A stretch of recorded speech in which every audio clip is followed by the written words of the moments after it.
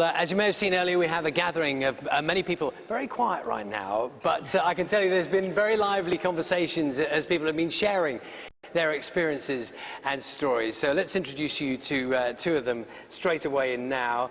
We have Zeleka, Sutherland and Tony Bonza with me now. Very good morning to both. Good morning. Good morning.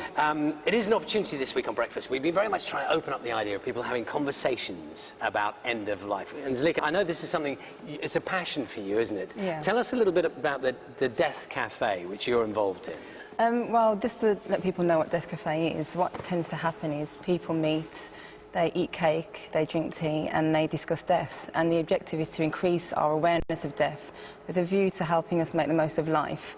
And although entitled Death Cafe, it's important to appreciate they are very much about embracing life and helping us to realise that death can be both a warm and beautiful experience for those facing it and those left behind. What was your inspiration? Because people were thinking, why would you want to be doing that? What was your inspiration for getting involved in that? Well, when my nan died when I was 15, she dropped down dead at a wedding. It's a family wedding, and your grandmother actually... Yeah, a family friend wedding.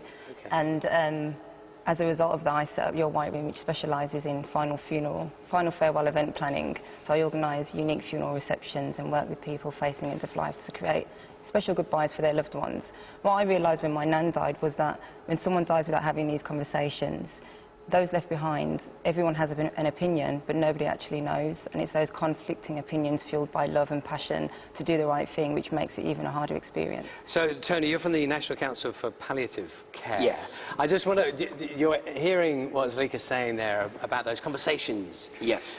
Does that resonate with you? Absolutely. It's at the heart of everything we do. And one of the other organisations that's an offshoot of us is the Dying Matters Coalition. And we really want to get the conversation out into the open. We want to get people talking about, let's be honest, something that's going to happen to all of us. And we feel that by talking about it, it takes some of the mythology away, and it's also a tremendous support to people who are going through the end of their own lives and to those who are bereaved.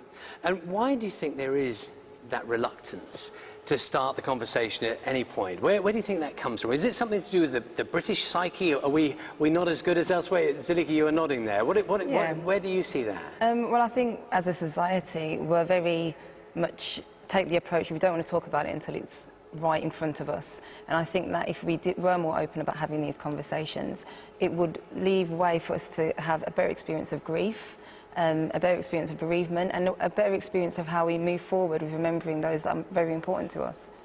Do you see, Tony, generational differences in the way that people approach death, end of life? yes, I do, definitely. And it's not purely a British phenomenon.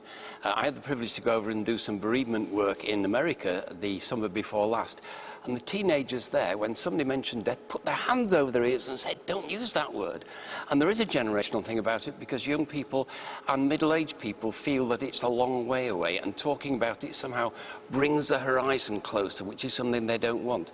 And yet young people do die, and middle-aged people do die. My own son died at age 35, and it's something we do need to talk about.